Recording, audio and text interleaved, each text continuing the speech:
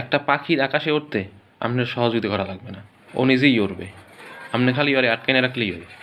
ওরে খালি ছাড়িয়ে দেন আর ওরে উঠতে বাধা দেবেন না, ও নিজেই উড়বে।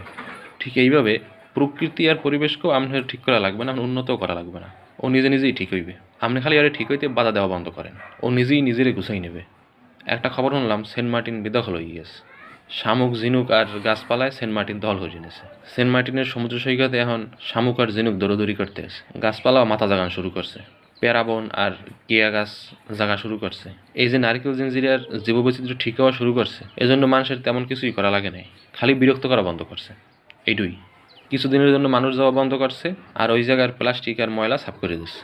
প্রত্যেক বছর কাগজে কলমে কয়দিনের প্যান্ডে মাছ ধরা বন্ধ করে, কিন্তু বাস্তবে মাছ ধরা চলে ধুমধারাক্কা। কিন্তু মাছ ধরাও যদি এইরকম একটা নির্দিষ্ট সময় প্রতি বছর বন্ধ করা যায় ঠিকঠাক মতো, তা চিন্তা করে দেখেন তো মাছের পরিমাণ কী পরিমাণে বাড়বে। মাছ নিজে লাফাই তরে উঠবে।